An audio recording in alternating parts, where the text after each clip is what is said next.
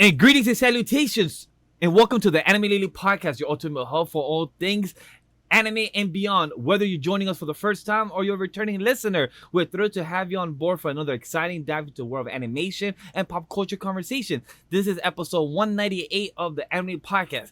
On this topic of this week is Ryan Colt Levy on the show. He has been returned from 5 years later on the show. It's been a while. We have a bit of conversation. If you guys don't know, he's the main actor for Denji is from the Chainsaw Man movie Reze, and we'll talk about it more with questions and everything. So stay tuned, share this episode, bring your friends, and let's make this episode unforgettable, all powered by Anima Studio, and catch every new episode every week.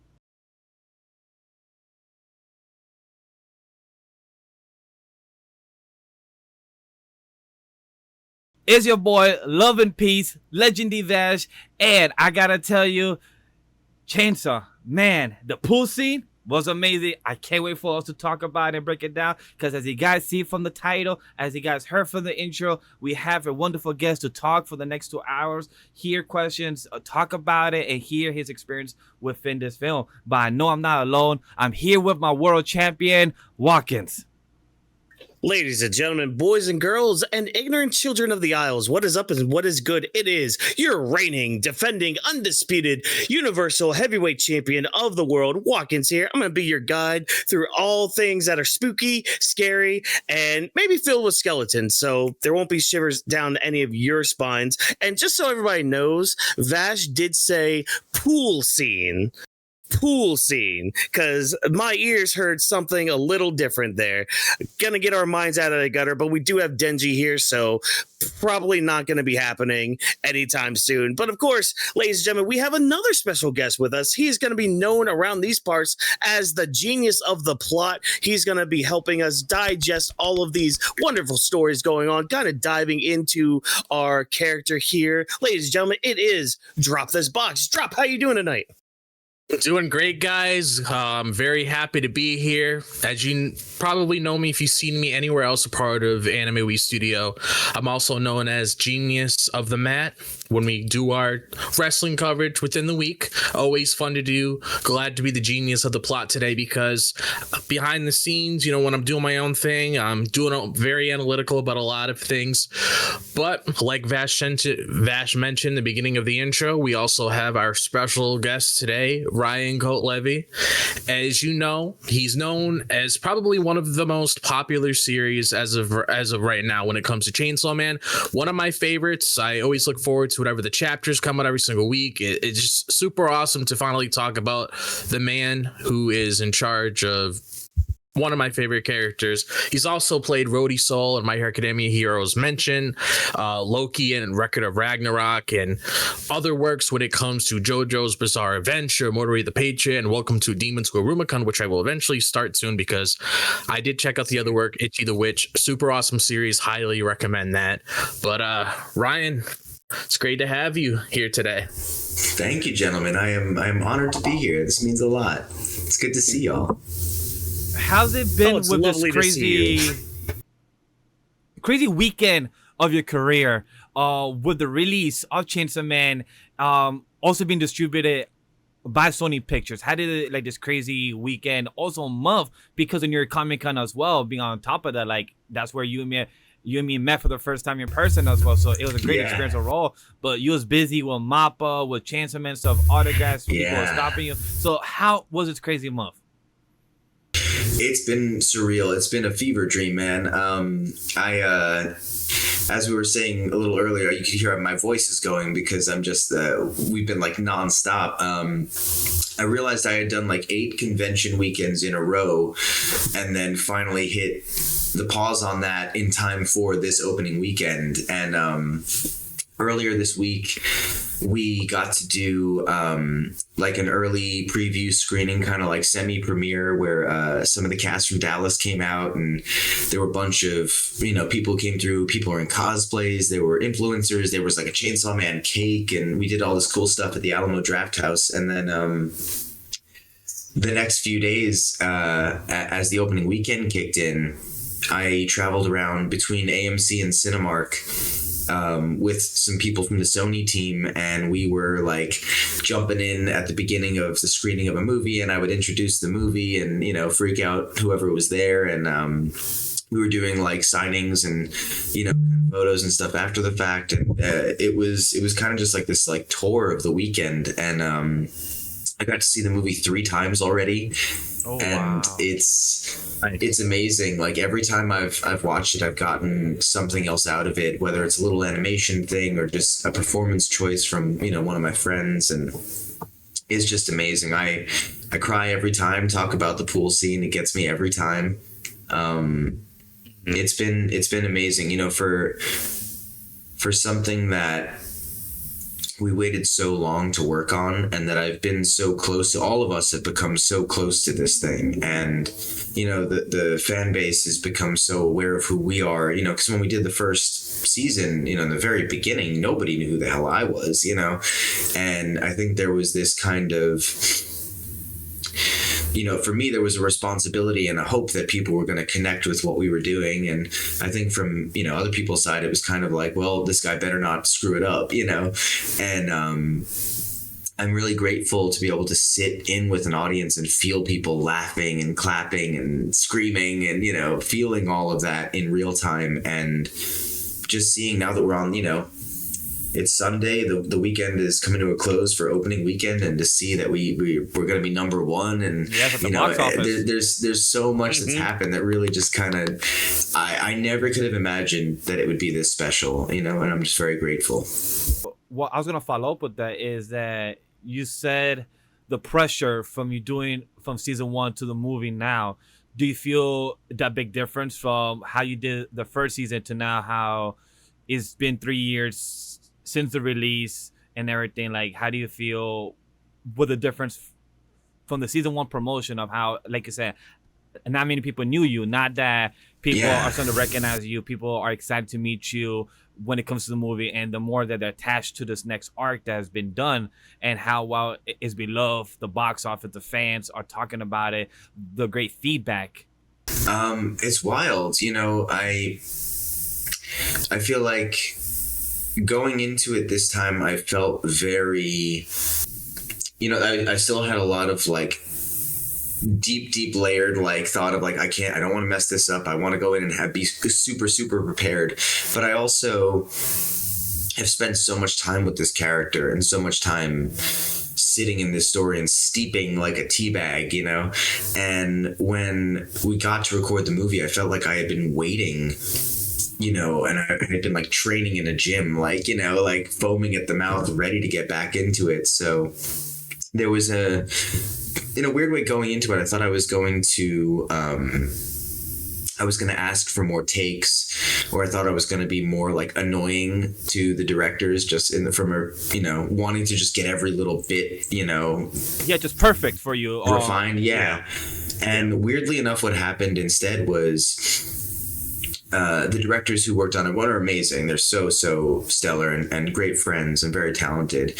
But they both were like, you know this character better than we do. You've sat with him for longer. You've worked on this for more time. Like, we trust you and your instincts. And they would, you know, guide me along as we went and really helped bring in a lot of the nuance. But like, I was amazed at how much we got done in like 1 or 2 takes for like most of the movie. Nice. Where we would just do something and it just kind of felt right, and we all were just like, that felt right. Yeah. Like, and I didn't overthink it, you know, as much as I thought I would.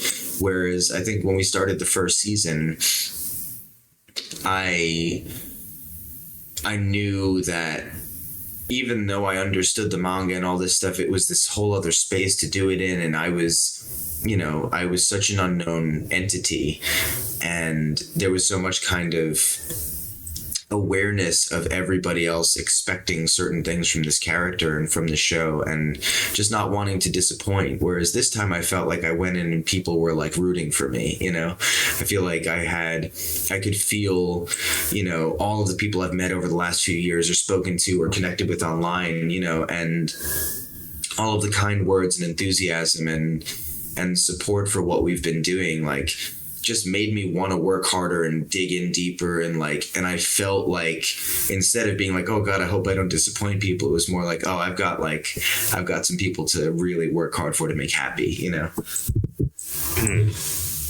And I guess with that, one thing I'd like to know, because I mean, especially going from like into season one, almost being, you know, this is your first big role, like huge role going into this, and then like going into like the movie now, you know, it's kind of a different mindset, not only just like with going into a movie from, you know, an anime season, but a movie as powerful as Reze, because this is, you know, very much up there. You know, whenever you talk to somebody within the community, I know me and Jop have had these conversations before.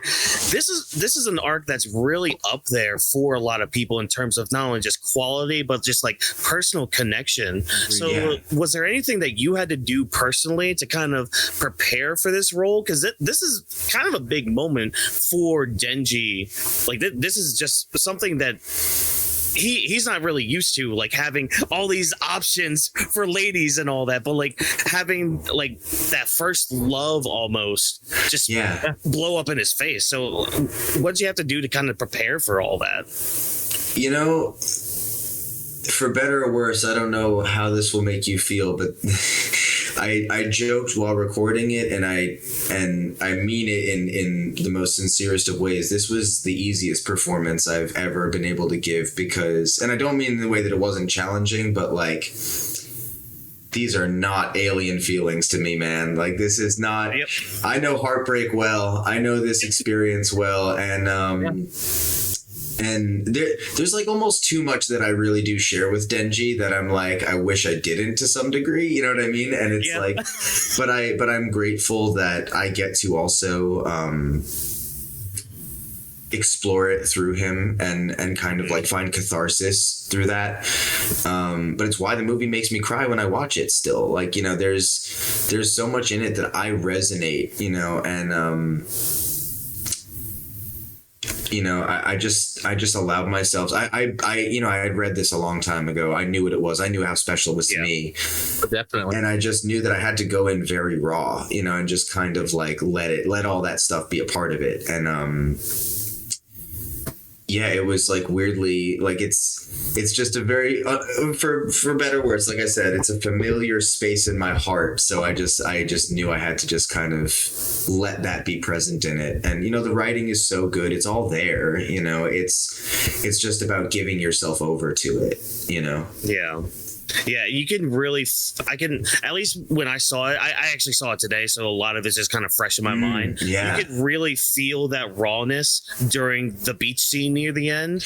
Dude, that's by the the one. way, everybody listening or watching, there might be some slight spoilers, so apologies for that, but just want to throw that out there. But like, you could definitely feel the rawness of him talking to Reze at that moment, like especially when he brings up the pool scene. Like, you know what, you may have been acting, but you still did it.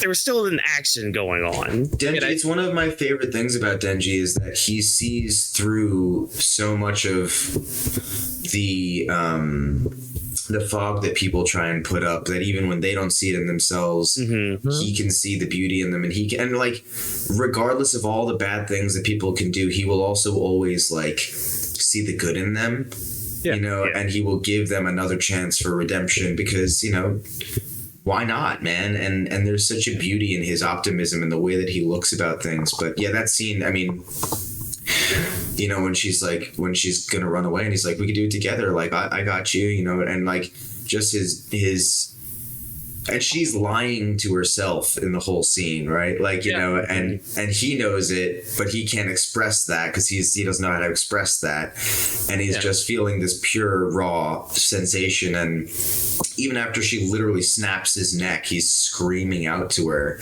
you know, and it's like, so it's and he was right. The saddest part is that he'll never know that he was right, you know. Yeah, that's the funny thing about it, because like the way that you see the end of the movie wrap up, you can look at two different directions for both of the characters.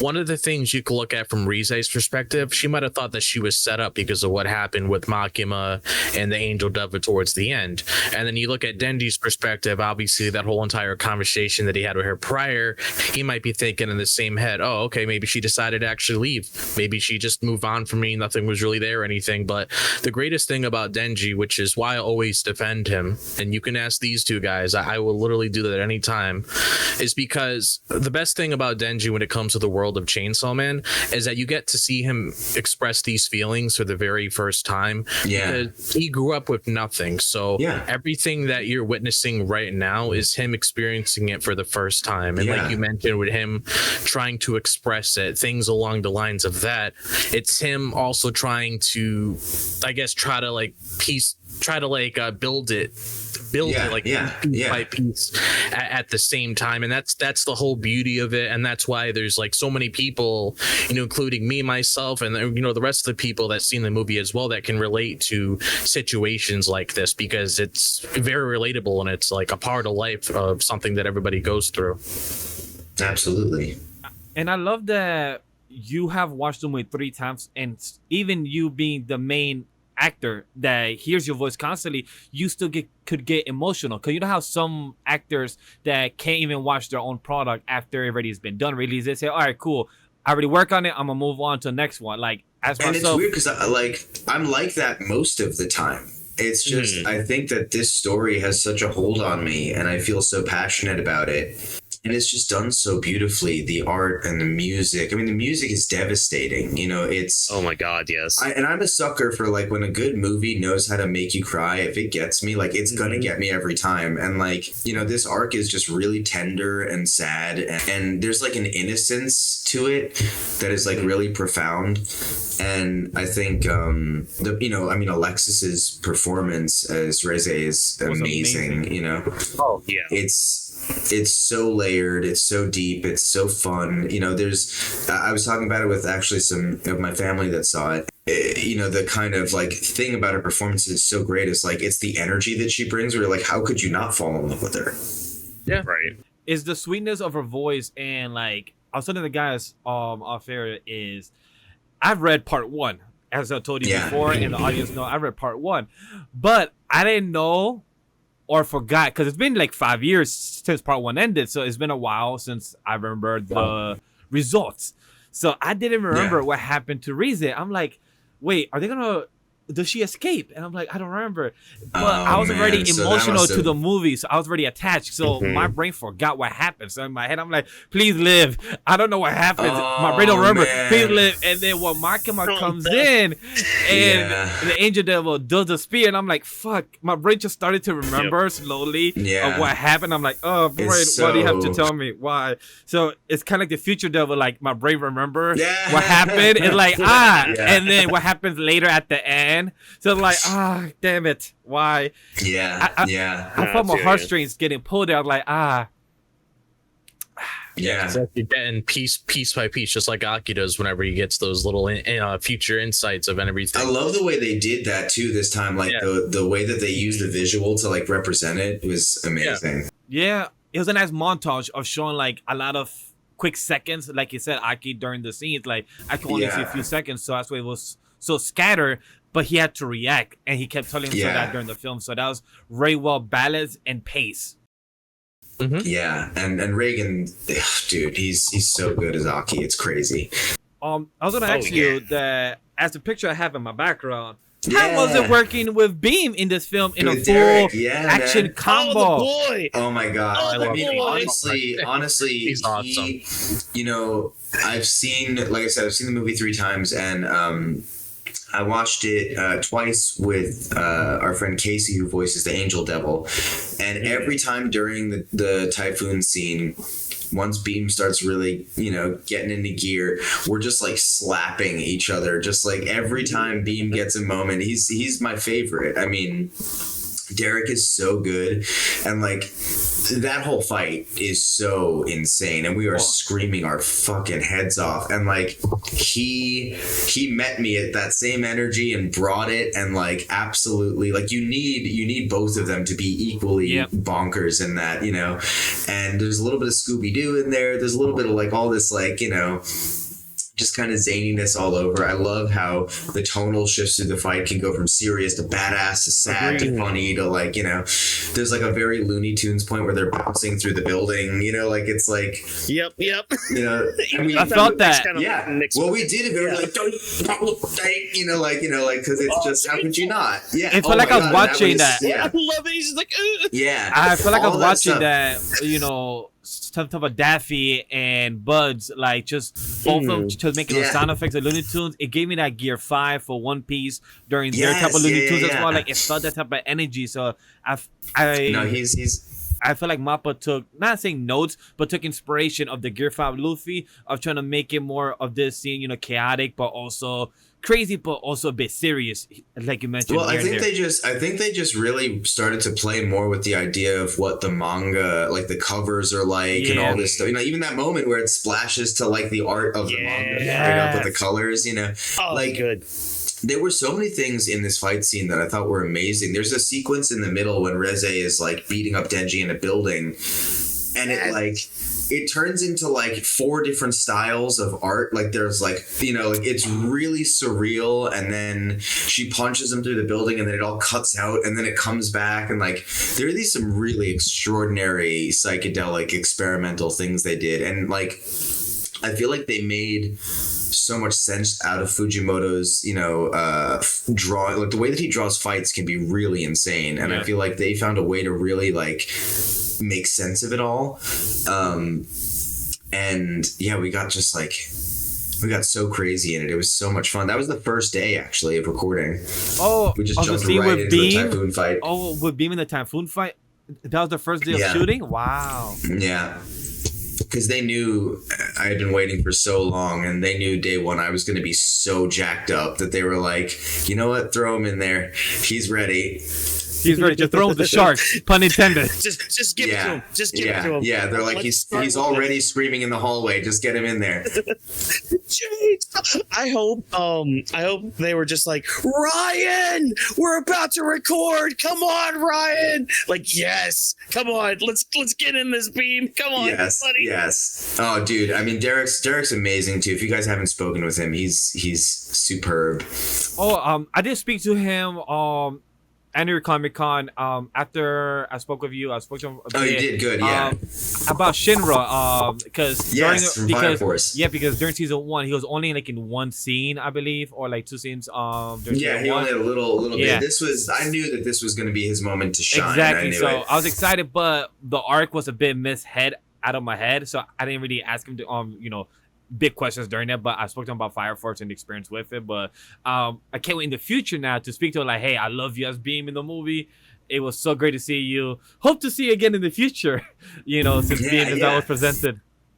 Well, we'll have to talk to him after Fire Force ends, though. Yes. And that's when you find out with all that, oh, man, there's going to be a reason we're going to have to talk to him after Fire Force. But enough with Fire Force, though. We're here for Chainsaw Man. We're here for the revving. We're here for the explosions. The awesome amount of just like animation that we got. But you mentioned the soundtrack earlier, and I kind of want to backtrack to that. Like, obviously the pool scene. Everybody's gonna be talking about the pool scene. Yeah, and I think one thing I loved about that, just musically, is how they took the theme, like just like the overall motif of that song that was playing during that, and you're already getting like hints of like, okay, there's something just a little off with Reze. Like she's a little too perfect, and especially for people that are anime only. Yeah. So it's just I love how it like transformed from that to the firework kissing scene. Yeah. Where, dude, the way I was thinking about it actually earlier today, the music in when they go to the festival, is this very sweet little piano tune, and when the transition happens with the candy apple, which is such a cool idea. the music is the same as the scene from before, from when they're going through the festival, but it's like completely broken and distorted and flipped around and reversed, and there's like pops and crackles like as everything is like becoming a horror show. Yeah, like it's part of that presentation that I always loved. Like soundtracks are always everything for me when it comes to like a movie, anime, anything like that. So like, I gotta ask you. I know this is probably one of the questions that we'll get to later on, but I gotta ask, what might be your favorite piece of music from this movie? Because you've seen it 3 times already. I don't know if that's interchangeable for you, but anything it's really that's hard. Like your favorite. I mean, one that actually stands out is the beach scene at the end.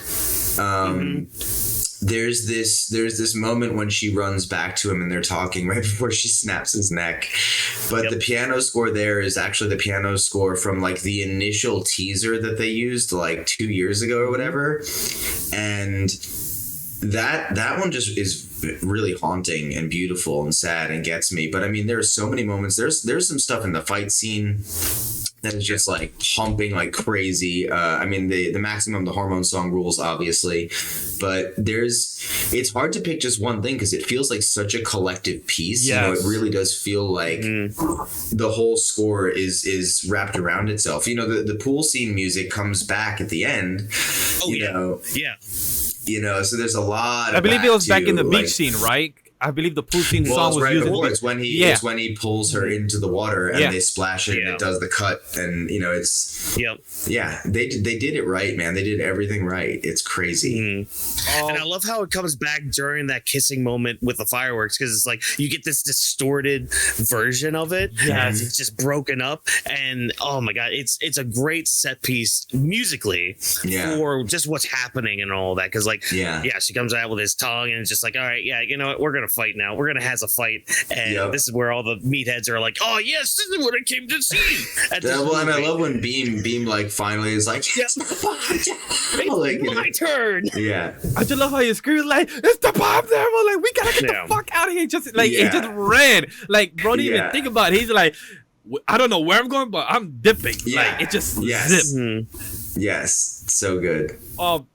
To add about the music and the soundtrack, I love how Mappa is so focused on the importance of music within the show of Chainsaw Man. How, for example, in season 1, I watch it and people forget that it has 12 different endings from 12 different staff, and then to actually have the anime movie have its own opening and ending song, which is not something is done in a lot of anime movies. They usually just have a soundtrack. They don't really have an opening and ending song, so it's very rare for a series to be this love and this focus on even by the staff in studio. So as you who read the manga, now being part of the show, because you spoke into existence. I keep and always have said this, will tell this, even when I spoke to you years ago, seeing now, like you brought this into existence. So seeing it into the movie, how do you feel like Mappa as a studio that you spoke to them and your Comic-Con and everything? How do you feel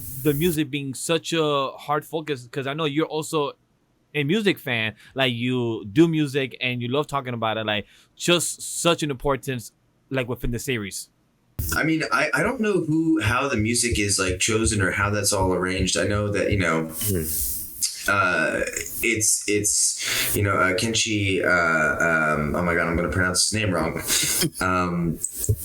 But who did, kick back and everything. It has, he's essentially like the one, there's like 2 essentially main people really doing all the music for Chainsaw that are like really putting it all together. And it's so beautiful. I don't know if it's a thing that Mappa contracts or how that works, because so much of it's out of any of my wheelhouse of connection. But we did get to meet Mappa in New York. We met the president and we met 2 of the head animators from the film of the show, and we're able to talk to them and just like I just let it all out. I was like, I need them to know.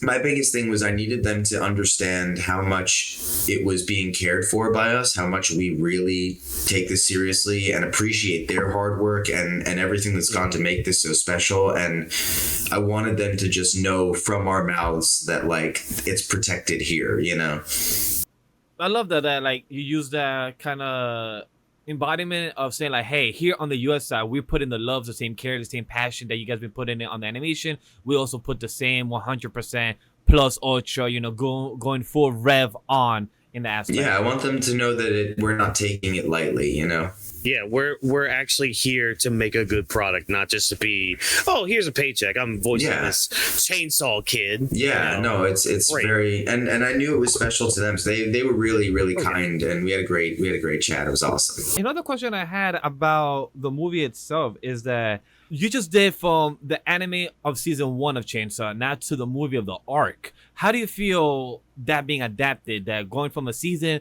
to an arc being adapted, now we're going probably back to season 2 being done next? How do you feel about that as a voice actor, seeing the difference? Because before, this wasn't a thing 5 years ago where it was anime being done, then a movie in between, then a season, then probably an anime movie in between. Right. So how do you feel about this little change of direction going forward with anime? Like, how do you love it? Are you okay with it? Like, what's the pros and cons for you in that aspect? Oh, I think it's so cool. I mean, I'm a movie nerd first and foremost my whole life. So to be able to be not only a part of something I really love and believe in, but at a time when these stories are able to be told the way that they are, when I think just in the state of the world, we're so in need of receiving it, and also for them to be given this kind of love and scale to be presented on, it's a really special time and a very unique moment. And I think, something like this, everybody that I've spoken to that has seen the movie, whether they are fans of the manga, seen the show, or literally just saw the movie and had no reference of anything, my favorite thing that I'm hearing from people is they're like, this is a movie. This is not like, oh, it's like an episode on TV. It's like, they're like, this is just straight up one of the best movies they've seen in a long, long time. And I think for this kind of art to be given that freedom and this kind of scale, and you get to go to the major theater houses and see it on IMAX, it's really cool. Here in LA, all the biggest theaters that I've gone to, it's in the big theater room. Like when I go to these, theaters to go see other movies, it's in the big room. It's got the biggest posters. It's like, it's wild. It is so cool to see how much it is like really taking over and appreciated. And we get to share this together. And, as someone who grew up his whole life loving film and wanting to be a part of films and wanting to hear people have reactions in a theater to a thing you do, like, to feel that collective, it's like, that energy together. It's so cool. Mm-hmm. Yeah, it feels really good to like finally meet one of the goals that you set yourself in life. Like that's always a special feeling, because like you always dream of it super hard. Sometimes you might even dream about it in your sleep. And then when it happens in reality, sometimes it doesn't feel real, but it is. And it's just such a special moment to always look back on in your life when things like that happen. How would you compare? Because you had mentioned, being able to hear like the reactions from people, witnessing or listening to your own performances and all that, and being somebody who used to do, some indie music and indie bands and all that stuff. Like, how would you compare, that sensation that you would feel like playing music compared to, your voice acting work now, like, going to the theater, hearing, people react to your work in a different lens? Like how is that different, or is it the same relatively? Because no, it's a good question. Yeah. It's kind of both. It's the biggest difference I think is when you're playing live in a band versus sitting in the theater is like, one of them I have to be like present doing the work, like when the band, like even if I can like realize people are vibing with it or connecting with it, I also have to like stay in it with the lyrics and the melody, keep playing my instrument, you know what I mean? So I'm like still doing yeah, definitely. Whereas like in the theater, I've already done the thing and now I just get to sit there and soak it up too. So it's, that's a big difference, because it lets me just be more present with the immediacy of the moment versus like needing to be like, what is the lyric for the next verse?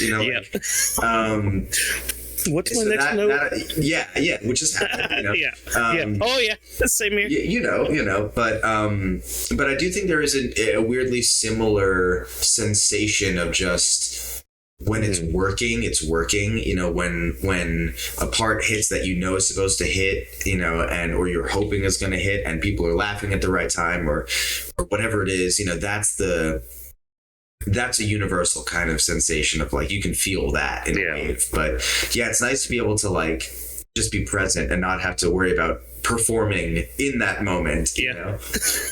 No, I feel you, because I've done many a stage show and just like, oh yeah, I like, because that's the thing, you feel it in the moment, but yeah, it's a completely different feeling because it's just like, yeah, you're performing like live right there and you're getting like the immediate feedback, but you know, compared to like what you were saying, okay, I've already done this work.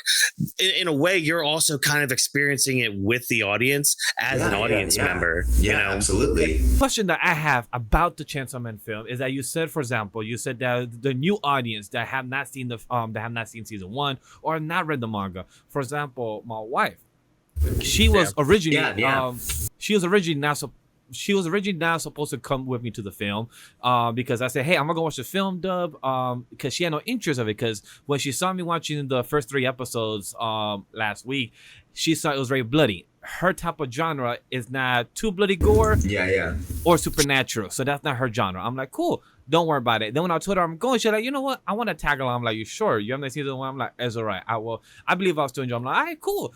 When she came out, I have a video that's going to be coming out tomorrow or Tuesday on social media, but I will say this, she had a blast.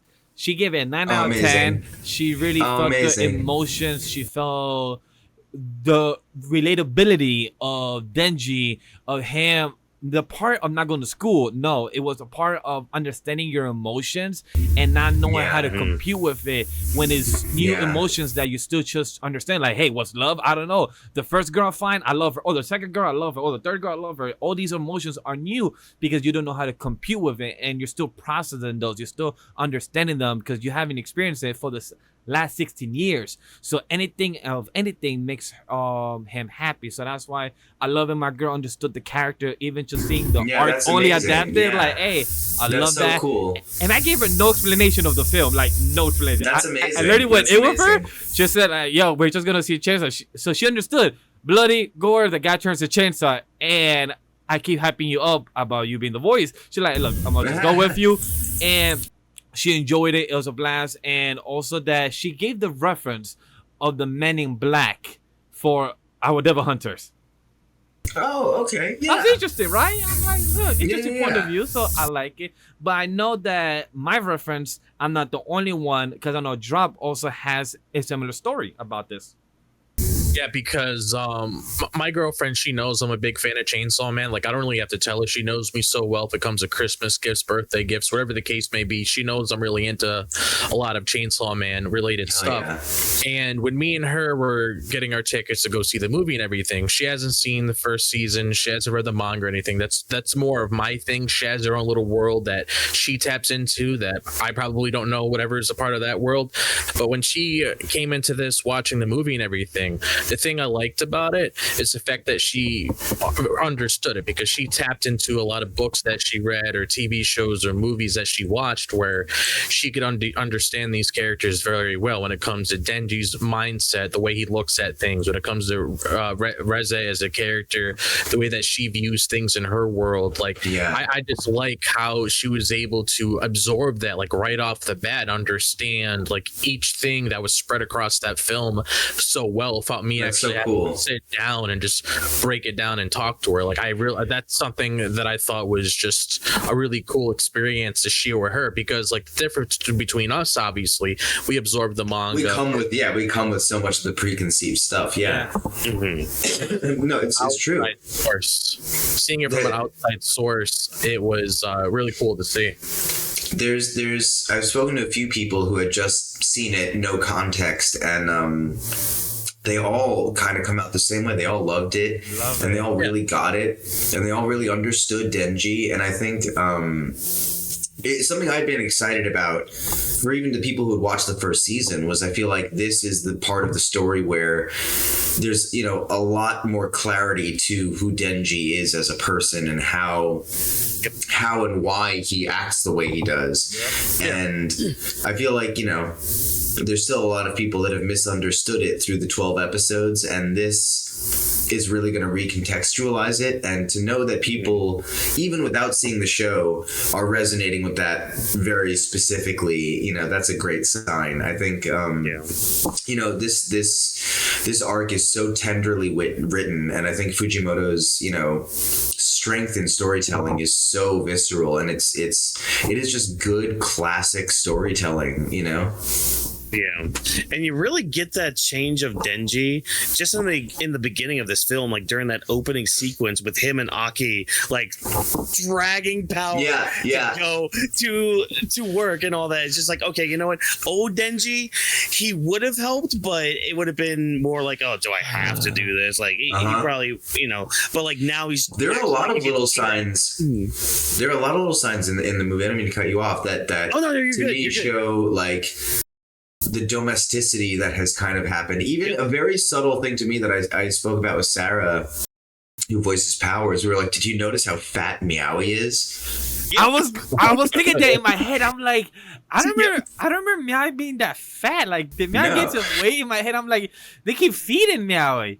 Yeah, so it's like it's a nice way to show that the home is peaceful, and they're like even if it's not peaceful, I mean, it's like it shows you that, like, they've built a family without even realizing they've built a family, you know. Yeah.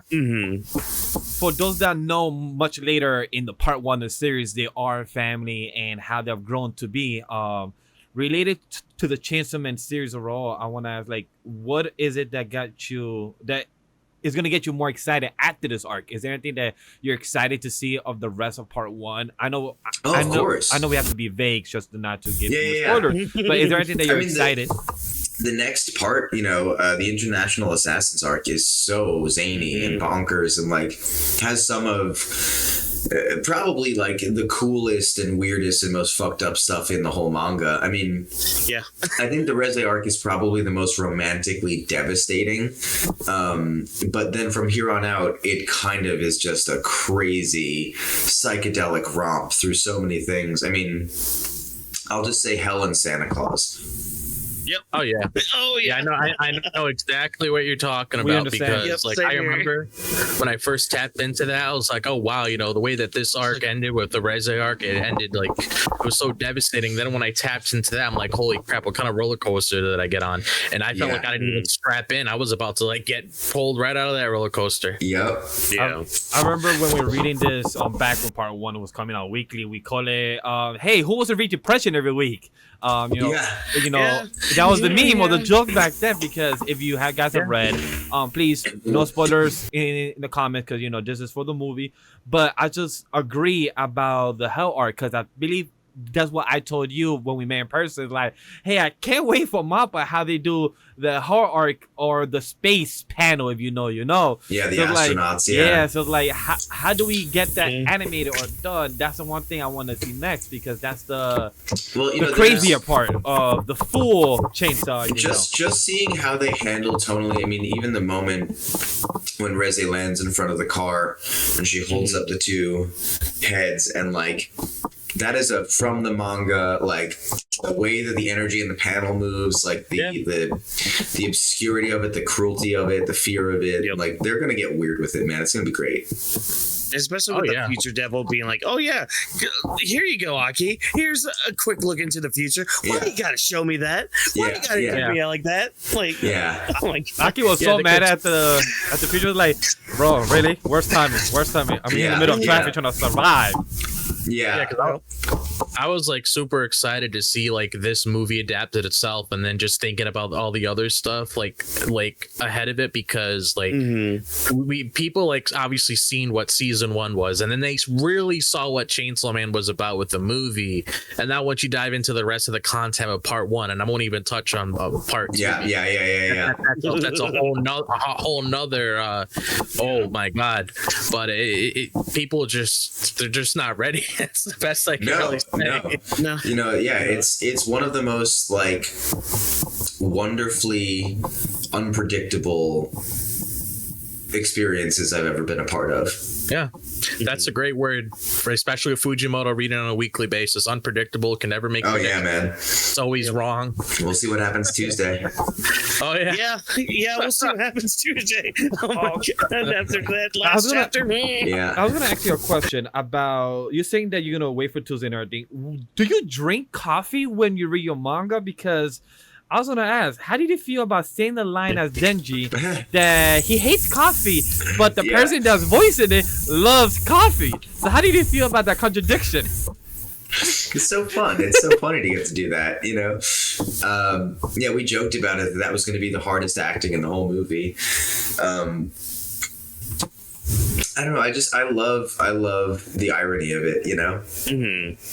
But it's just fun getting to play. Weirdly, like a lot of the gross out moments are some of the most fun to do. Yeah. So like Denji just being grossed out by something, or just him puking up the flour in the phone booth. Oh my god. Or like, you know, or after he's, you know, been all messed up, like coughing up blood. Like all that stuff is just really fun to do, and like try and get as close to real as you can. I try and make my directors gag, you know. I could. Okay. Follow-up question though. Yeah. What's your favorite cup of coffee? How do you like your coffee? I guess. How do you like it? A few different ways. If I'm at a coffee shop, I'll get a cortado, because it's basically like equal parts milk and espresso instead of it just being like a very milky latte. Okay. Like really good espresso. I'll do like French press. Or yes. you know, mocha pot. I kind of do it all, you know. It really depends on what I'm in the mood for, but I like coffee in many forms. Do you like tradition? Nice. Do you like the tradition coffee shops, or do you like the Starbucks or Dunkin' Donuts, the type of chains, or like? Oh no chains for me. No chains. No chains for me. No. The traditions. Okay. The only chains for me are on my saw, baby. Yes, there it is. There's the transition for all you folks out there. Love it. With that transition, I'm gonna use that.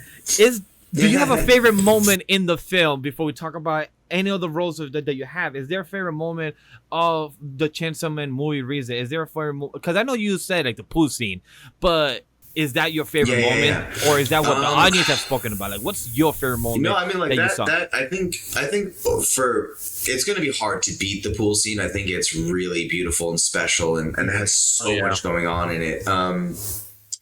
But there are moments in the typhoon fight scene that are just so much fun and so cathartic, and like, I mean, like we said before, you know, yeehaw motherfuckers is like, that may go on my gravestone at this point. I don't know, like, Yes. you know, that is a moment when we did it, we're like, yeah, that felt good.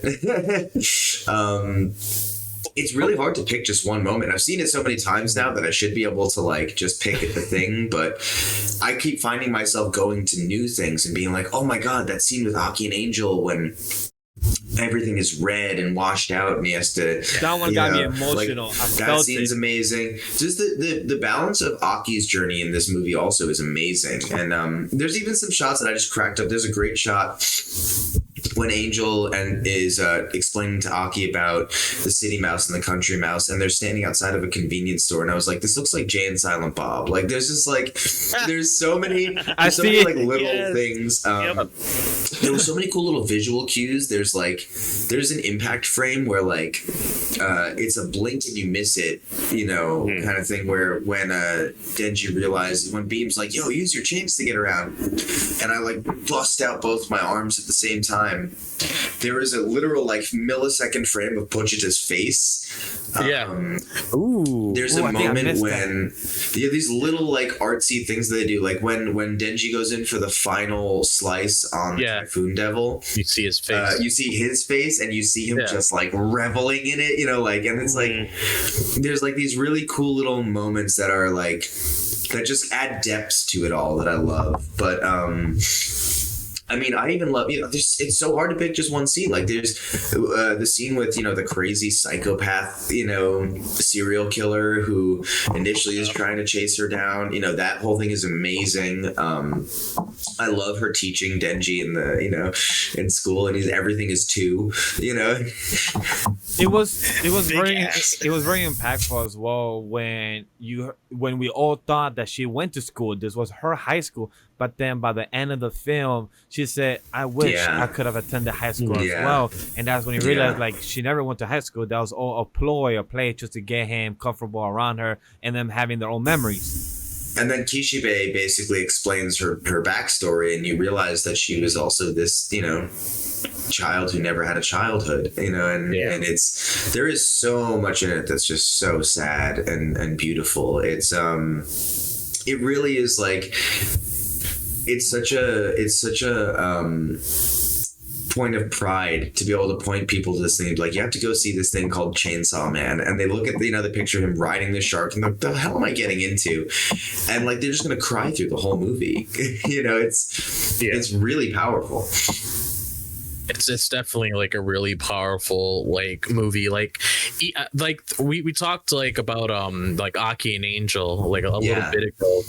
There was like one thing I really liked about their character like interaction, because like I'm really huge on like relationships when it comes to different stories, not just like anime and manga itself. But this is the first time that you actually saw Aki and Angel interact with each other, and at first Aki wasn't really fond of him, but then as you see towards the end of the film, they start coming together. And then that final scene when Makima was talking to Angel, and she's like, you didn't bring him with you. Because it would remind him of Himeno and like all of that. I just really like that, because it just shows that like they got so close and understood each other. Like, well, and so there's the great book ending lines of Angel when he says, I'm a devil first. I want people to suffer. And then when Makima's like, you didn't bring Hayakawa, and he's like, well, I am an angel.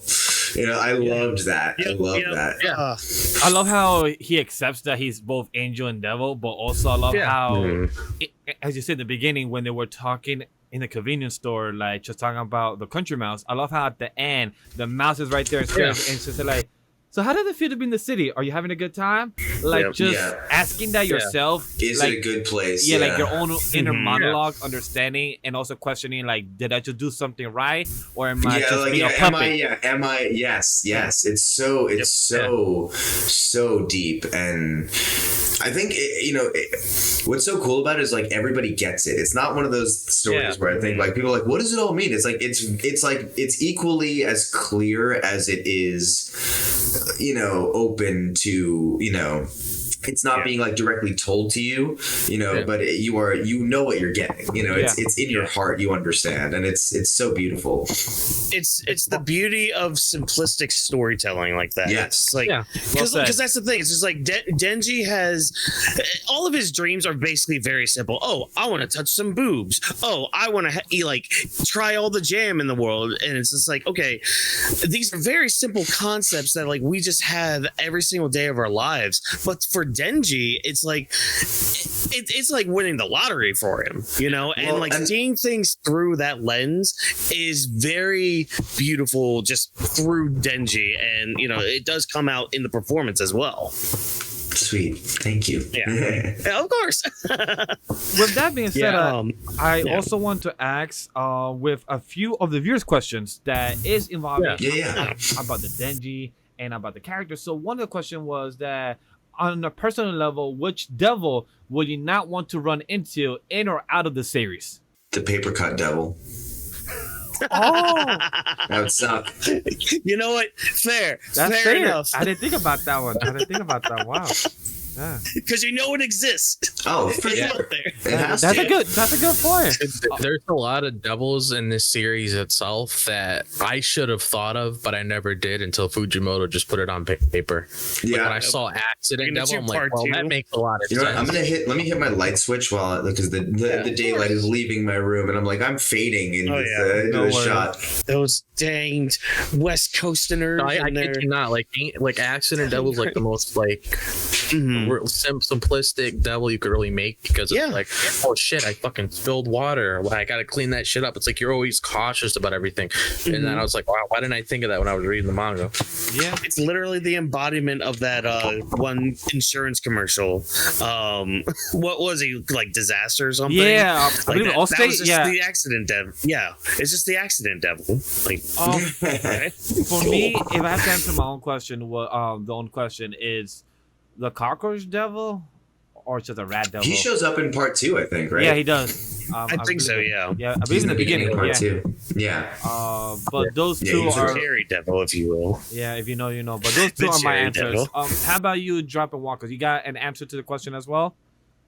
I would probably, there is going to be one that's going to be introduced in the next arc, where you guys alluded to with the panel scene with the astronauts. So that's definitely one. Another one gets introduced in part 2. It involves dropping from a distance. That's probably another one. I'll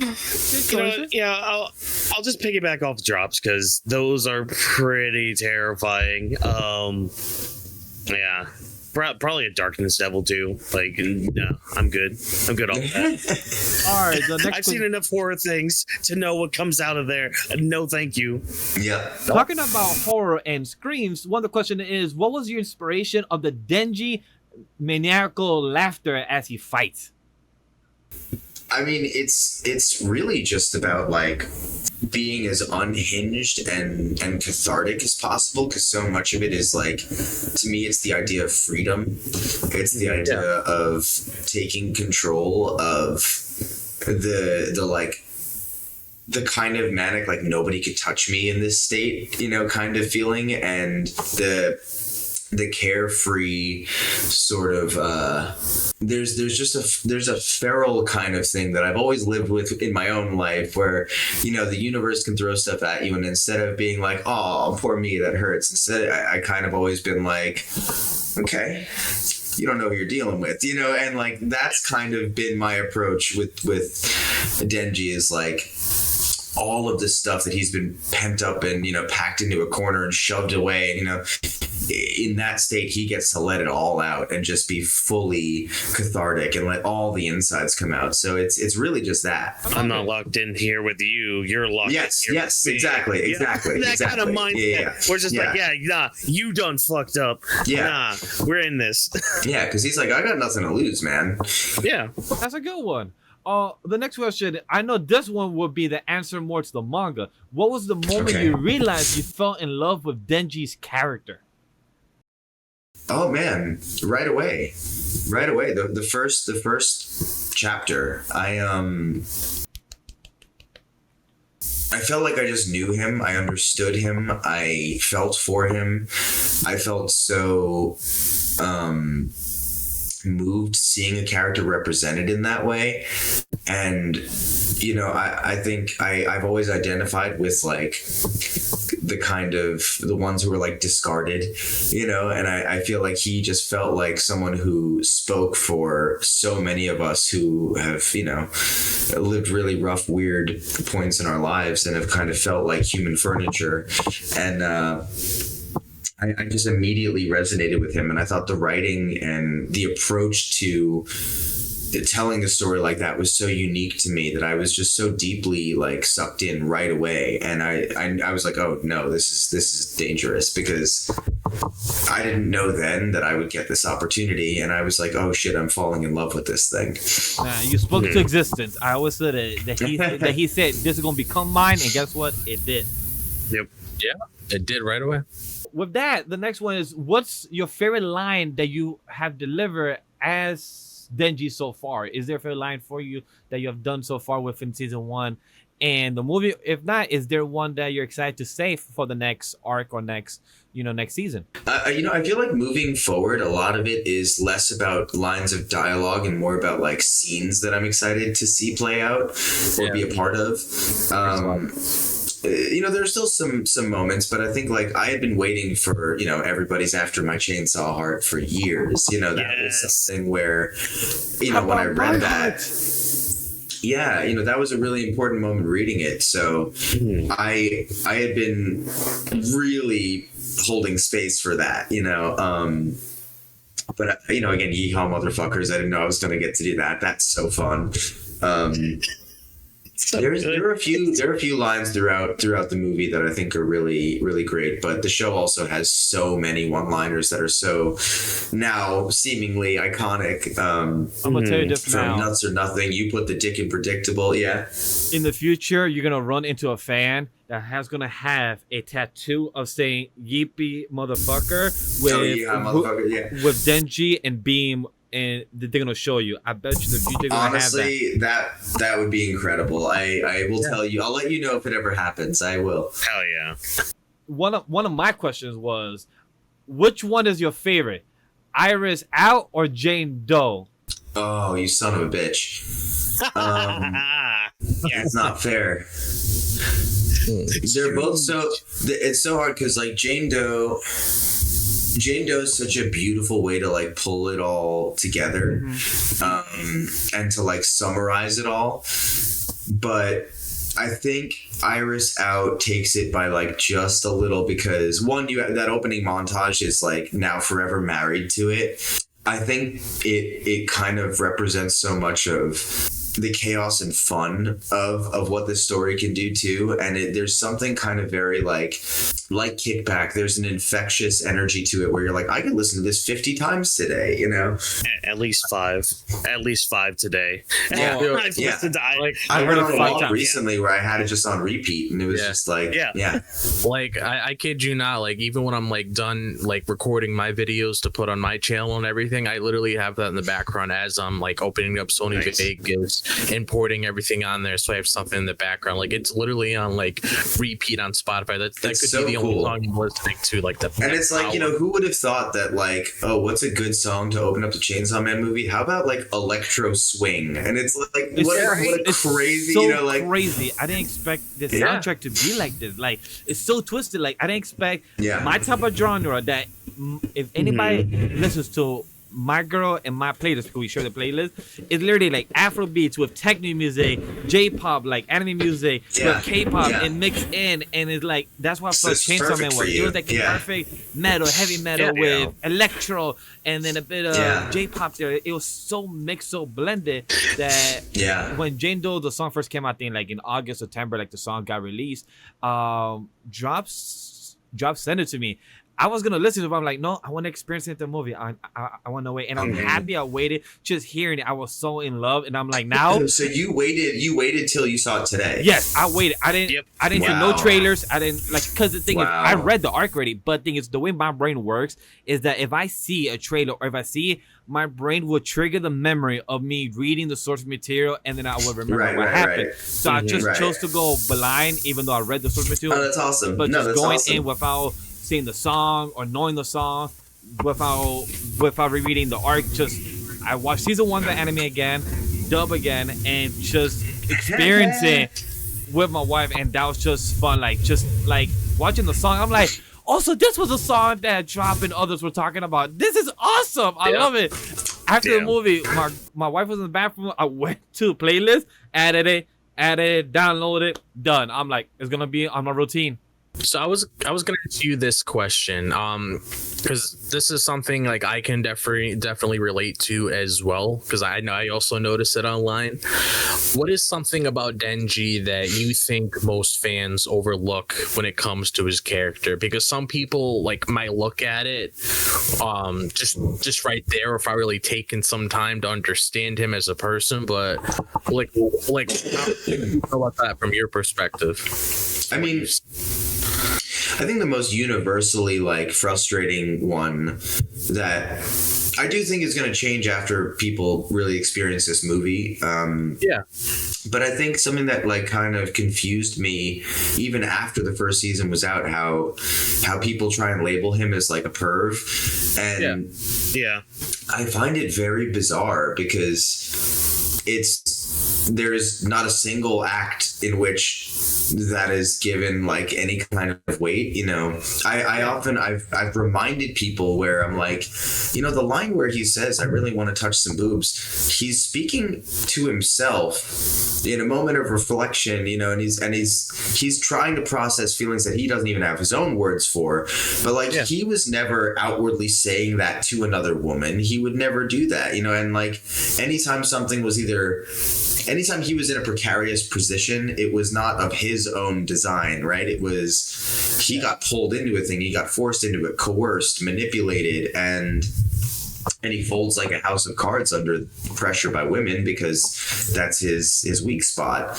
But I really think that so many people don't understand how deep he is for someone who just doesn't have the economy of ability to express it, you know, including himself. And I just think it's a matter of like people just paying attention to things more versus watching stuff while texting on their phone, you know, because it's like, you know, there are a lot of people that, you know, if you can watch episode 5 of that show and see Makima, you know, go through the thing with him and not come out of that episode with questions, you know, I feel like you're watching the show in a weird way. Yeah, it's like people miss it, like she's tricking right in front of him, like she's manipulating, tricking him, like, like, hey, do a favor for me. He's like, whatever you want, you know. Exactly. Like, hey, you're my dog, and I'm gonna give you a treat or a prize if you do this reward. And I'm like, people don't. Not to mention, you know, she like, you know, when she puts his hand on her chest, you know, he basically has like a panic attack because like he wasn't prepared for that, and she didn't prepare him for it either.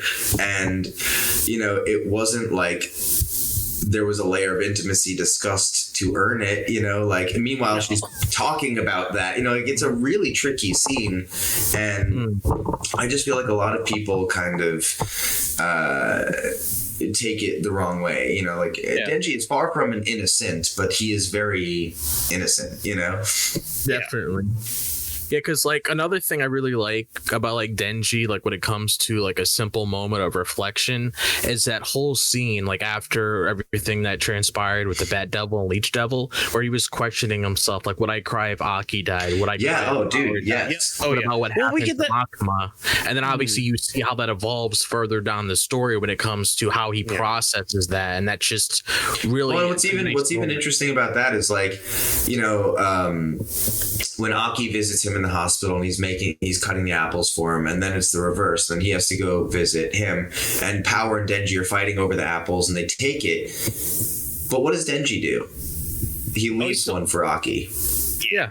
He leaves him an apple, and then he walks out, and then he goes, do I have a heart? Am I a piece of shit? And you're like, you're literally just by the action you just took showed that you are compassionate, but like you do not, you're incapable of even seeing that within yourself because of how much you're spun around with it all, you know? Like, and I love how it's taken a step further in the movie when he goes on that date with Makima, because like the whole time they're seeing the movies, he's looking to her to be like, okay, you know, everybody else is like crying or laughing. How's Makima taking this? And in a way, he's kind of being like, okay, how am I supposed to take this? And I love how they use like the final movie that they watch where it's like, cries, because he starts crying, he looks over, he's just like, I can't be doing this. Just get back in there. Then he sees Makima doing, he's just like, oh, then there we go. There's like our connection right there. But like you still feel that manipulation from her and all that throughout the whole thing. Like, what's so interesting about Makima too in that scene is like that's the most revealing thing about Makima that we get. Period. Right? Is that she isn't just soulless and has like something makes her feel she's connected to something, but they don't address it. She doesn't address it. You know, it's just a thing to like keep in the back of your mind as a character beat. Yeah, and that's one thing that I love that she said in that type of analogy. I'm okay seeing 9 bad films when the Yeah, 10th yeah, yeah, one yeah. is the one that will get me that emotional, the crying, that Yeah, one can change your life. the yeah. one that could change your life. And anybody has, if you're a moviegoer, you're a film buff, you can know when it comes to media or even anime, that one anime could change your life. The speech of a character that told you to get up, go to the gym because you got to change your life, or the mindset. Like, even when Denji in the first season, the first 2 episodes, he's like, I just want to know what it is to put butter on toast. Such a simple thing in life that people take for granted, having the most simple condiment of butter on a toast that he never got to experience for the last 15 years. Now he gets to wish that, want that, a desire that's so simple, yeah, so easy to obtain, but he finally got it. It's just like how you had that whole scene in the movie where, Reze was talking about, people live like this normally. This is basics for everybody here. Right. And for Denji, that's like winning the lottery, living in a luxury and everything like that. Like that's everything you ever wanted. Yeah. It's true.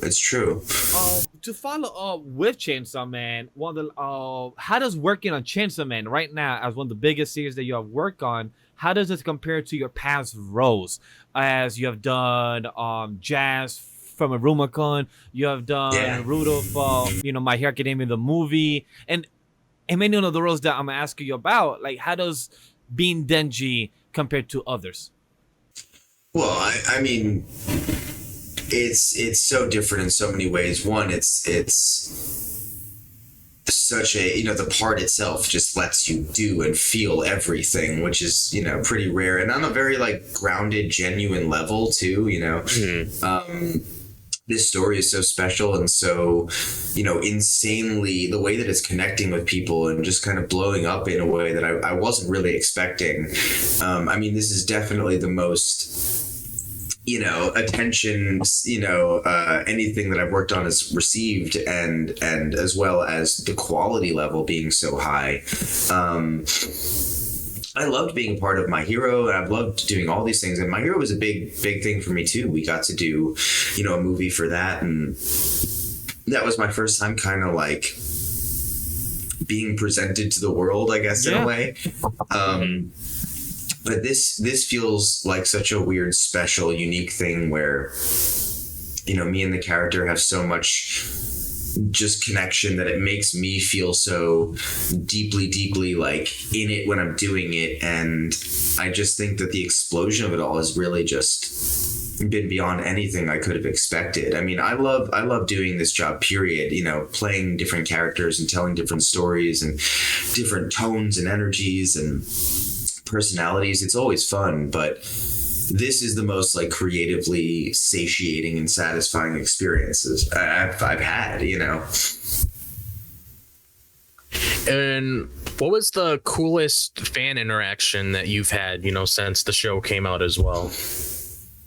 Man, it's so hard to pick just one. There's so many. People bring amazing artwork. I've seen incredible cosplays of people who have even done some like deep cut later down the line manga stuff. I have, met entire families who share this stuff together, friend groups who go and hang out. I've met incredibly talented artists and creative people in all different rights. I actually, the other night was really funny. We did a premiere or one of the screenings in LA, and we sat down to go watch it with the crowd.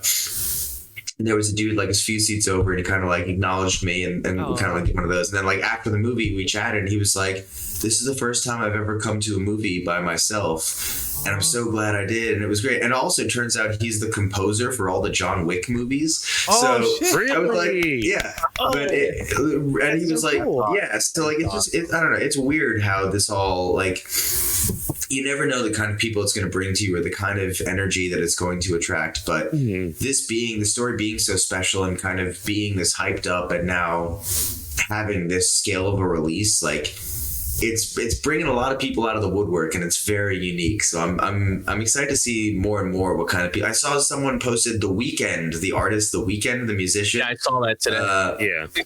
Posted a picture of the Reze poster. So I'm like, we're getting into the crazy territory right now. I love it. I'm so happy. Oh, that's for you so on cool. that. That's awesome. And since you've read the manga, because I know me and Watkins are up to date with part 2, Vash is eventually gonna hop onto that. Hurry up, Vash. Yeah, trust me, Vash, you're in for I one won't heck of spoil a it, ride. don't worry. But since you have read the manga, like I said, is there any particular moment that you're excited or nervous for to eventually perform? You could sugarcoat it if you want. If you want to get to like real like a lot any spoiler territory or anything. Yeah. But I know I'll there's put a time lot codes. of awesome stuff in that part. I put time codes in Yeah. case we do talk spoilers, so in case I don't skip back. Specifically for part 2, Yeah. it's so sad. Oh man, It really it's so sad. Yeah. I think that's the thing is like you know what I will say like because there's a lot of stuff that I weirdly there are some panels that have been taken out of context. There are some things that weirdly, while they will not be the easiest to do, I think are going to be some really important scenes to do because I think I'll be able to help recontextualize what what to focus on in those moments, but I think if I can be like vague and think of something just like fun and crazy and just like quintessentially Chainsaw Man, we'll just say motorcycle. Oh, I know exactly what you're talking about. Yep. And the girl the person on that motorcycle as well. I'm really looking forward to seeing her. Oh, of course. Yeah. I mean, I think that's going to be really special. I think that's going to be really, really special. And I won't be surprised if at first for anime only people, if it is the same response in the beginning. Because I think what's so interesting is I don't know how much people remember what revisionist history has happened, but when part 2 first came out, there was a huge chunk of people who were like, what is this and what is happening and like who is this person, and now that person is easily one of the most beloved characters in the story. So Definitely. It's just so I love that character as much as Denji, honestly. it's just so pretty interesting because having a part 2 in a series is not very common. Like of course we got it Naruto and then Boruto and then the other sequel that going on. I just think it's the way that Fujimoto is telling the story. It's very cinematic and it's very singular and it's very pointed, and I just think that he's like, it's a way to kind of dissect the moment. Like you read part 1 and all the things happen and then you're like, and there's more, like, exactly. That's Like when you get that part 1 reveal at the end of it, you're just like, wait, Nani? What? Yeah, Nani the fuck? yeah. Well, there's gonna be a part 2 to Yeah, all because you're like that felt satiating enough. I was like, this feels like the whole story, and then I was like, there's more. Phenomenal. Okay, great. It's very character driven too, which is what I love. Yes, You think there'll be a part 3? Deconstructing. And I don't know. I mean, Fujimoto kind of can do that magic trick where like it feels like we're heading towards the end of the story, but it could also just be the end of part 2 because there is a lot that he could still get into, but then there's also a lot that like in life we don't get everything answered, so there could just be a lot of things left. I think that the thing that I'm most just hopeful for is that when it's all said and done, we feel like we understand why he felt the need to tell this story. Like I feel that way already. I think but I'm curious what his like final statement will be with it all. Because I do think he's really digging at something really interesting and important. And I don't know. It feels like weirdly like it's like coming to an end but not. So I don't know. I like that. I get you there. Just Process Shueisha and Process Shonen Jump to actually, or Jump Plus to give him the liberty to do part 1, part 2, come on weekly, take his break, because knowing Shueisha, knowing Shonen Jump, at times they don't always do that. So it's just very great to see that because my full of. I'd like to think they understand what they have. I'd like to hope that they're like, this guy's special. Knowing that you read Chainsaw Man, knowing that you are in parts and everything, knowing that you do the anime, is there any other series that you currently read and hope to like that hasn't been adapted or hasn't been announced yet? For example, you are the voice of Jazz, from Iruma Kun. The creator also does another series in Shonen Jump, which is Ichi the Witch. Have you read that series or no, that series yet? I've heard of it, but I haven't read it yet. I've been admittedly pretty out of the loop with a lot of manga in the last like a few months, maybe in the last year or two. I'm seeing, stuff of what's like kind of popping up here and there, but I haven't had time to like really sit and read anything. So I can't speak to anything like down the line that, I particularly want to like personally jump into. But I also really, until Chainsaw Man, I never had that approach anyway. I came into this,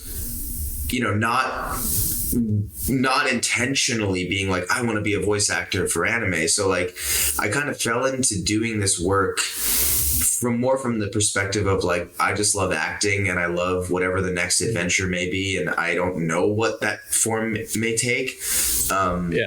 Chainsaw was the one time, it was the first time since I was in middle school that I even read a manga, and I saw that cover and was like, what is this? And then it was just the thing that I needed. It was just there for me, which I think in itself is already a beautiful, rare, like, let the lightning strike and I'm good. And now really, honestly, moving forward, it's more about like just anything creatively that I'm going to be doing and pursuing and putting myself into. I'm excited about like the stuff I don't even know yet, Yeah. Well, that's the best part about it. It's an element of surprise. Like you never know what's coming in the future. That's always a special moment whenever it hits you. Absolutely. Oh yeah. I don't know a question since, as you know, I work in the industry of entertainment. I'm not a voice actor and I'm not on screen as I'm a content creator, but I work behind a camera department, lighting, grip, in the full production side. Want to know that on your side, how do you feel working in the entertainment industry? As you said that when it comes to voice acting, you wasn't planning to be the like anime voiceover, but you fell into this. Like, what do you feel so far now, 5 years after pandemic, voicing all these characters so far in the past 5 years? What do you feel next in the entertainment industry? The whole AI stuff, like there's a lot of stuff going on. I know it's a big question, but just overall, you're mentally in this industry, because I know it's a lot. As somebody, sometimes you don't get some auditions, sometimes you don't get the part you want, and other times like that. So I was just asking, like, how's your mental in this industry so far? Still, 5 years in and more plus counting. So like, how did it feel so far into it?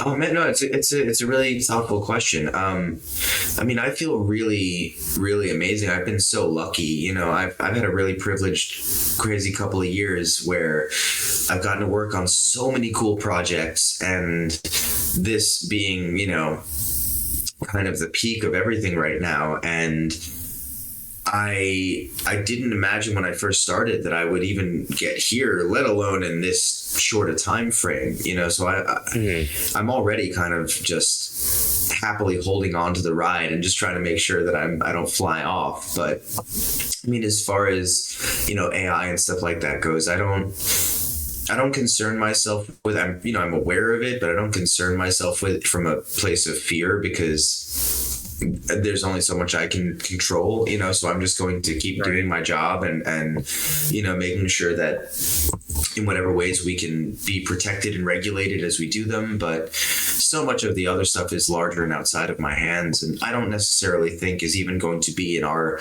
career lifetime necessarily. But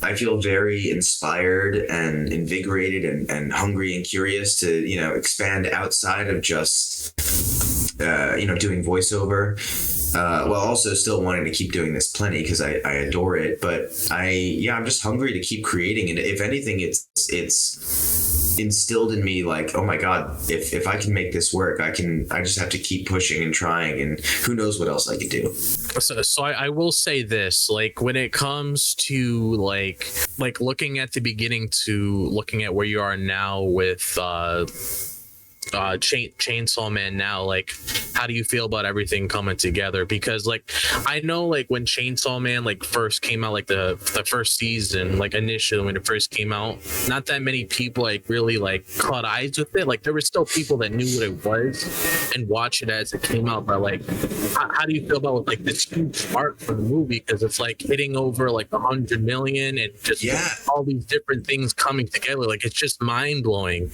You know, we've been noticing, because since the show came out, you know, a bunch of us travel around to conventions and all this stuff. We've been doing that the last few years. And something that I've realized with Chainsaw Man is that it's steadily been building in people catching up to it, finally getting a friend to watch it, showing, like, you know, you'd think in a lot of ways when a show takes a 3-year hiatus, you're like, you know, people are just going to forget about it. But weirdly enough, it's been the opposite, where I feel like it's been this kind of like fever pitch where like we're now at this point where people are so enthusiastic and catching up and realizing like some are late to the party, you know, like it's like there's a lot of people now really just being like, oh, hell yeah, you know. And I think we're in a really exciting time to be part of it and to be fans of it and to, you know, see where it's going to go next. I have no idea as far as, you know, season info or what, you know, that's I'm going to be paying attention in December at the Jump Fest stage, just like you guys. That's at 3 o'clock in the morning. Yeah, that's where I found out about the movie. That's how I learned my news, you know, first and foremost. So same here. That's crazy. But I am. That's crazy. Funny, I'm like, hopeful, though, you know? I got a job in a movie coming in 2 years. I didn't know that. Yeah. But I'm very confident that Mappa, I mean, one, like you said, it's a smash, you know, so like I think this is doing better than they even might have anticipated, and that only speaks as a good sign to, you know, furthering the story. So we'll see. Well, right now, by searching up the box office, this already has made 100 million global box office right now for the Chainsaw Man recent film. So I just want to say congratulations on that. Thank Ryan, you being the dub voice, the behind the voice of Denji. Thank you, That guys. is a big mark on your career, and knowing that, hey, you was in charge, part of that when it comes to, behind Sony Pictures, behind a big studio's name like that. Yeah, I know. dude, I have to say, I know, such a great opportunity. I gotta say, you know, Sony's been super cool. It was strange when we first started working on it, because Crunchyroll literally was just like used to record it. Crunchyroll had nothing to do with getting to promote it or put it out or do, like, this like Sony took this as if they were doing Spider-Verse or any of their other movies, you know. So this is fully through Sony, and you know, I didn't know what to expect from that, and they've been so cool and so supportive and really hyping it up. And we actually, one of their social media team people, she was a fan of the manga and had watched the show and, like, you know, thought to be a part of the team to get to help, you know, promote it. And you know, there's a lot of enthusiasm for it there. So I feel very grateful that they gave it the full scale treatment. I love that. It just shows that with the company Sony, they had a great last 6 months. With K-pop Demon Hunters and transition into Chainsaw Man back to back. They have helped both being part of that film. So I know they had a great animation, last third and fourth quarter. I know that must have been great for them. Hell yeah. Yeah. And I mean, just kind of speaking with reception too, I mean, with a lot of people I've talked to, I mean, Vash had mentioned, K-pop Demon Hunters, which, people were praising out just everywhere. I mean, it was number one, on the billboards and all that stuff. And then, with Demon Slayer coming out, with people praising all that, it's interesting coming around to when Chainsaw Man coming out. And I've had multiple people come to me saying, this is my favorite movie of the year. And just all encompassing too, and just kind of knowing what came out this year, not only just in like animation, but like you had Fantastic Four, Superman, like these big Frankenstein just came out, F1 as well. I still gotta watch that. Thank you for reminding me. I mean, my other favorite of the year is One Battle After Another. PTA is the king, man. Yeah. But it's just like it's so cool just saying, you know, because like you had mentioned, okay, we were away from the series for like a few years, but to see just like the reception coming from that, for people being like, yeah, this is like my favorite movie of the year from a stacked year of cinema. I mean, that's something to, you know, just really kind of take hold of and like kind of hold on to and be like, you know, there's something special here with Chainsaw Man, not just immensely, you know, vroom. Immensely grateful, immensely proud. I said it when I started recording it. I was talking to, you know, some of my peers and stuff, and I was like, no matter what goes on in the rest of my career, this is going to go down as one of the greatest things I will ever get to work on. Like this is, you know, I'm taking myself out of it just as someone who loves film and storytelling and animation, and like this is world class, and it's done with such extraordinary depth and nuance and style, and it's an incredible thing to be a part of, and I'm really like I will never be able to like shake this off in the best of ways. Oh, I can't wait for the next 10 years because technically, you know, part 1, part 2. So like you're gonna get maybe another movie arc being adapted, season 3, season 4. So it's like you're gonna be working as Denji. Like you are attached. You're known for the character of Denji now for the next 5-10 years with the next it's 5 seasons. It's the greatest gift ever for any of it to just be. It's an honor.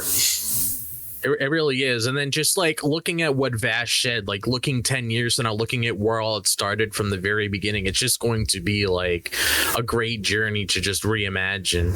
It already has been, man. I'm so lucky. I love it. And you guys, you know, thank you for catching up with me after so long. Like this has been great. Of course, it's been a pleasure. You know, having you 5 years ago for chat. Anybody wants to go watch that, I'll put the card here and there, you know, the clip. It's a 4-hour podcast at the time. Remember, it was the pandemic. Yeah, holy shit! It was a pandemic. I believe Ryan had like 2 cups of coffees during that, or 3, I believe. Probably.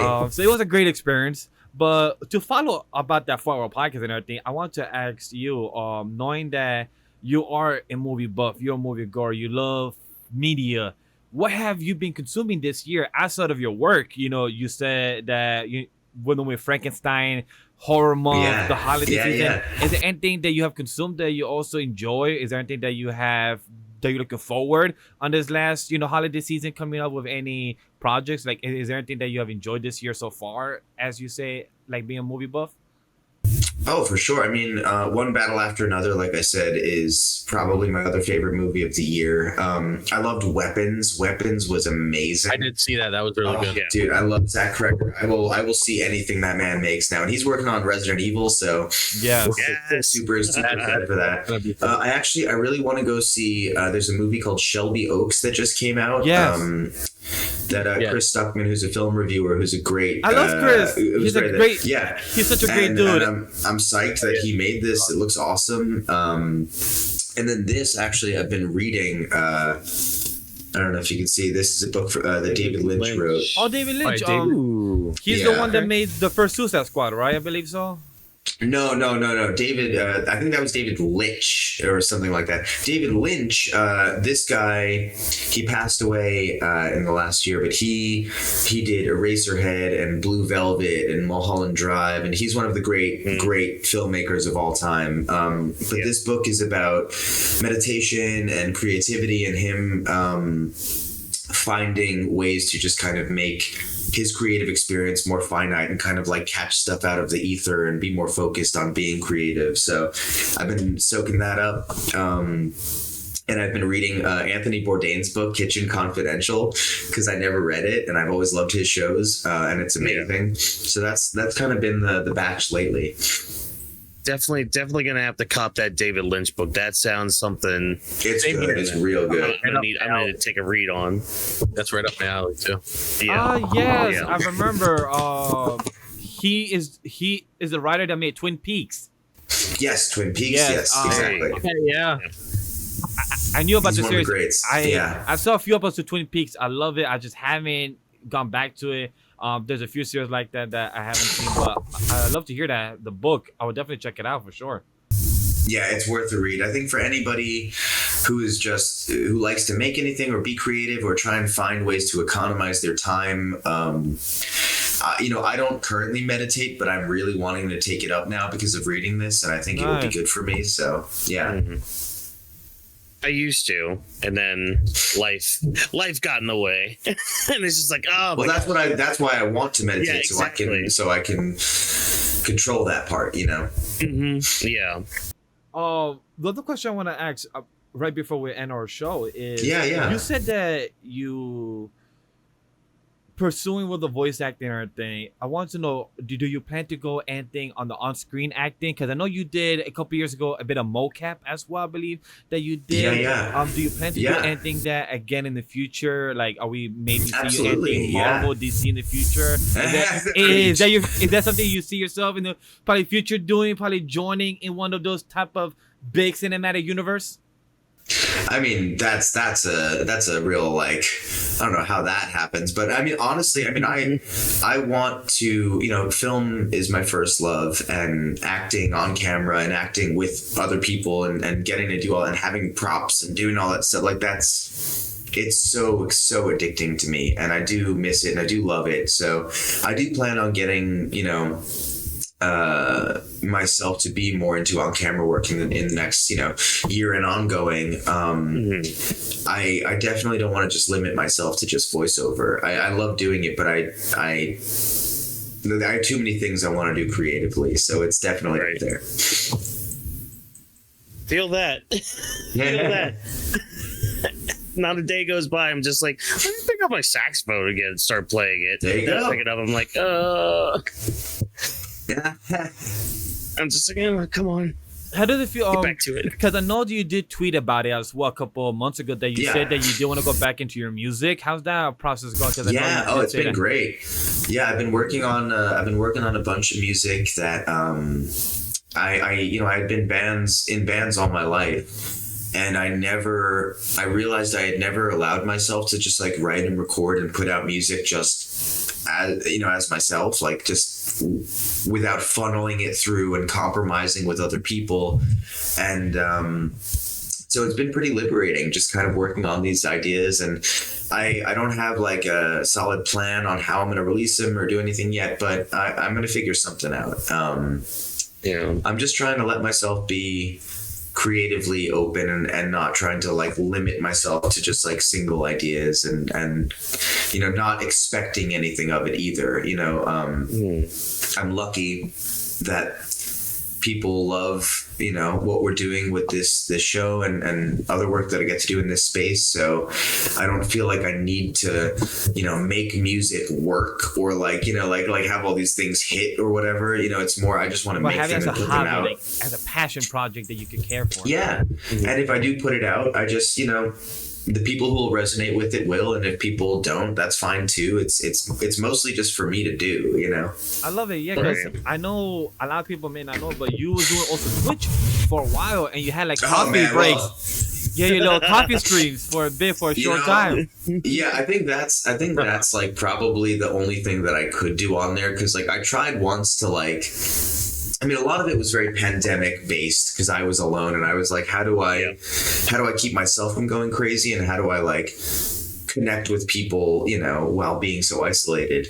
But like I tried to remember playing games once, and I was like, this is miserable because I'm either missing the chat or I'm like focusing on the chat, and I can't do both. But I did enjoy doing the coffee hangs, and that's something I want to try and find some kind of level of, even if it's consistently doing, because every time I do jump on, it's a lovely way to like just chat with whoever the hell's there at whatever time zone, and not feel like there's any kind of requirement, and it's nice to be able to like connect with people. No, I feel that. Like, and that's the most important thing with like this space is just finding that way to connect with people. So Yeah. you know, being able to do just like your passions, or even if it's, you know, like the coffee hangout streams and all that, like some way to connect with people, or, you know, again, tying this all together with Chainsaw Man, like being able to sit in that theater watching and experiencing the performance that you put on in like in that studio with the people that are resonating with it. Like, it's something that we can all connect with, you know, and just finding that way that you can do that to just the world around you is something really that we can all just kind of aspire, I think, to do in our lives. And that's something that I'm learning as well, to kind of like Waka said, you know, putting it all back together to the Chainsaw, to the Denji. It's like, myself has always been a collaborative type of content creator. I like to collaborate with others. Myself, I'm not a big fan of doing solo content. Not my type of tea or coffee. But my wife has been very pushy, has been very motivated to say, hey, you're good at what you do with others, you could do it as well solo. You could do, you know, simple stuff like you saw earlier today, myself and my wife, you know, walk into a theater, do a quick video. My wife was shy as hell. She doesn't want to be on camera, but she's like, hey, I will do it with you if it helps you get there. And that's something I appreciate. See, that's beautiful. That's really beautiful. So it's like those small little nudges, those small little touches that can be like, hey, I know you're great at what you do. You have the little small confidence or small self-doubt. I got you.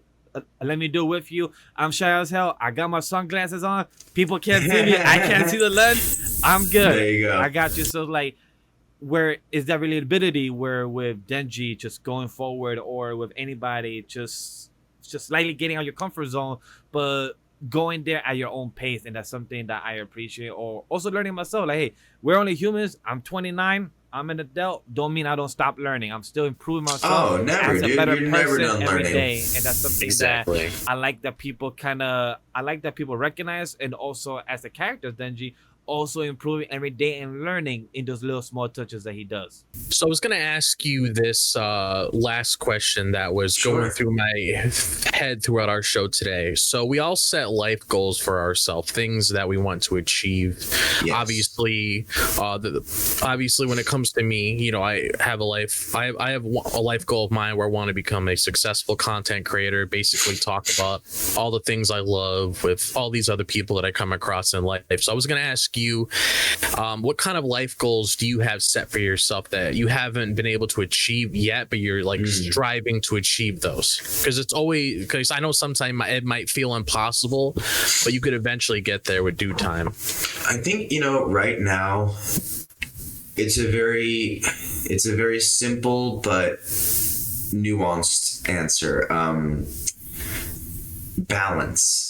I'm hoping to achieve balance, because I think it's something that I've realized from the last 3 years is I have just been like full engines go in one direction, fully soaking into all of this. And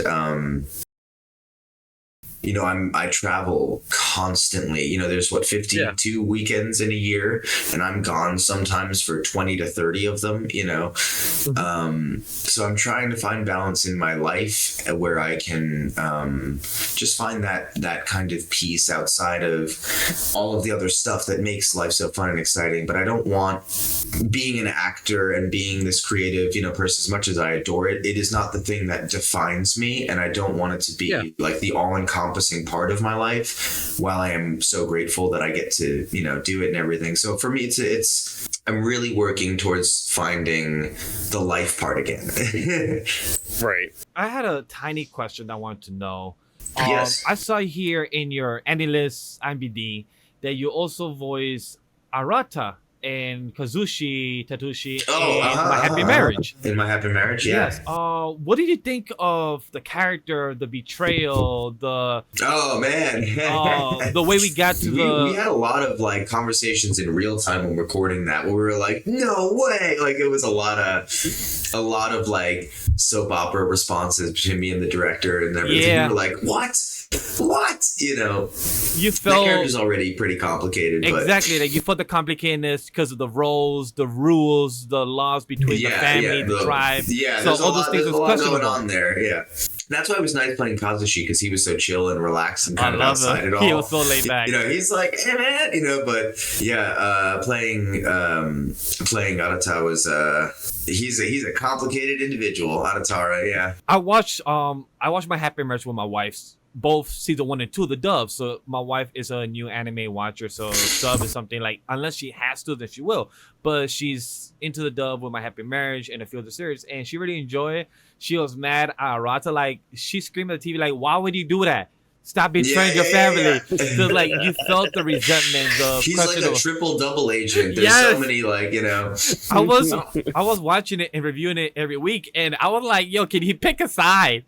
Who is he I against?" know. Like, I get it, you're gonna defend her, but then you're gonna help him, but then you're gonna hate the I was the husband. same way when we were recording. I was like, holy shit, man, what is happening? When it comes to the show, I hope we get a season 3 and to know where the story Yeah, I hope ends so too. from, because that's something I would love to see how it wraps up. I feel like I have to point another gun at Damien's character. It's like our recurring thing is I just keep holding him at gunpoint or shooting him. Oh my god, yeah. So like, can we get to a point where y'all just okay with each other, just give a handshake and just call it a day? And like, hey, we respect, call it a day, Season move 3 on. is we're just bros, yeah. My theory, I've been saying it every season now, that hey, if a next arc of a show is a movie, I won't be shocked, because the next arc from My Happy Marriage I heard is short, so who knows if it's popular enough. Interesting. Also, if it's Netflix, who knows, they might help out to put a movie, but hopefully that, because I really enjoy My Happy Marriage as one of the shows that you did. Also with Villain Saga season 2, really enjoy you as Olmar. Thank you. Yeah. That's his name right. I know a lot of people were slow on season 2 with Villain Saga because it was more of a talking season, more of a talkative show, more like, it was more of a dialogue, character improvement, character development. So a lot of people was very slow on it because it's not like me head or action heavy. But I love how the characters, the side characters, was really helping Thorfinn build who he is now. Yeah, absolutely. Yeah. So I just want to appreciate that. And I was always, when I first spoke to you 5 years ago, Jazz from Iruma Kun. Man. It was a big... You've been here from the beginning. You've been here supporting me from day one, and it means so much. Hey, I love Iruma Kun. The song of season 1, season 2 is great. Yeah. We're getting season 3 next year, so I can't wait for season that. 4 next year. Yeah, sorry. My apologies, season 4. Yeah. Truth be told, the reason I said that is because I haven't seen season 3. I know, you outed yourself very clearly. Yeah, truth be told, I haven't season 3. Yeah, you did. I met season 4.